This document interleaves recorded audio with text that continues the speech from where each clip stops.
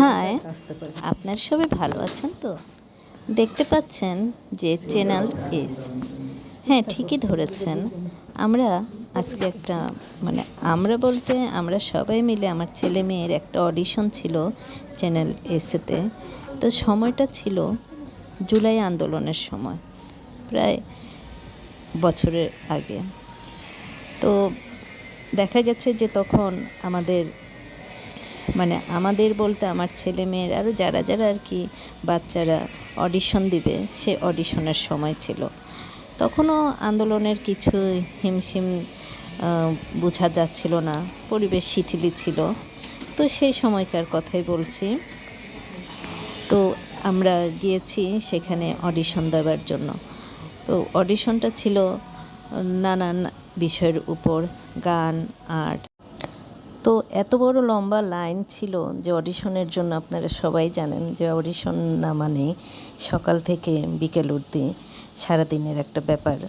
তো সেখানে বসে না থেকে আমরা কিছু অডিশন দিয়ে কয়েকটা বিষয়ের উপর তারপর বের হয়ে গেলাম। যেহেতু এত বড় লাইন, সময়টা নষ্ট না করে পাশেই ছিল শিল্পকলা একাডেমি, সেখানে ঢুকে পড়লাম।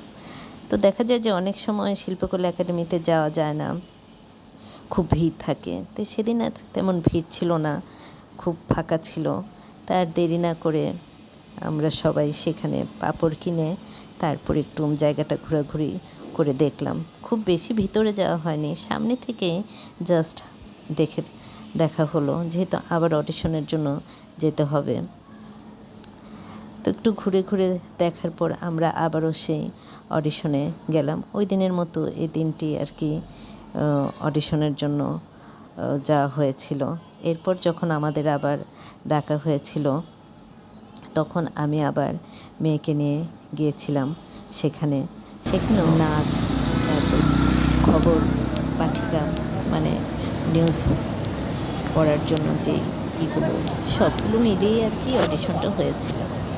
তো গিয়েছি, যাওয়ার পর অডিশন দেওয়া হলো।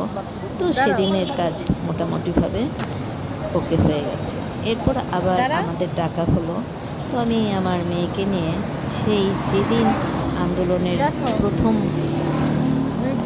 শুরু, খুব পরিবেশ উত্তাল গরম, ঠিক সেদিনই আমি ঠিক জানতাম না যে রাজধানীতে এত বড় একটা বিক্ষোভ মিছিল হবে, জায়গায় জায়গায় অনেক মারামারি, ধরাধরি, গাড়ি ভাঙচুর, এগুলো হবে। আমি ঠিক জানতামই না।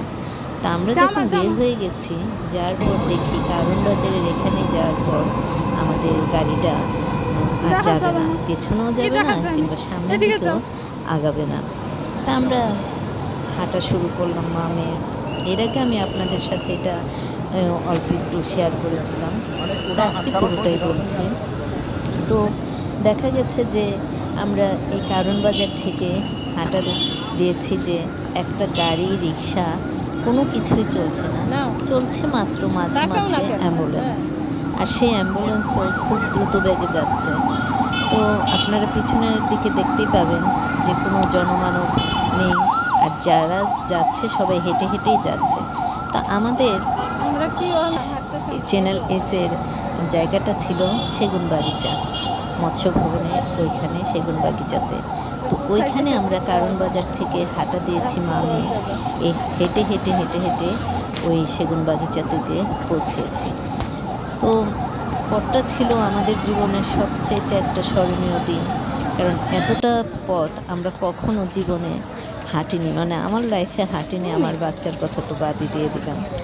তো যাওয়ার পর সেখানে দেখছি, আমরা যখন হেঁটে হেঁটে যাচ্ছি, জায়গায় জায়গায় দেখছি যে মিছিল। তখনও যদি আমরা ব্যাক করি, সেটার উপায় নেই, যেহেতু পেছনও আমরা এমন একটা জায়গায় যে থমকে দাঁড়িয়ে গেছি, না পিছনে ফিরতে পারছি না সামনে। তো দেখা গেছে যে সবাইকে একটু জিজ্ঞাসাবাদ করে আমরা জায়গা মতো পৌঁছে গেছি।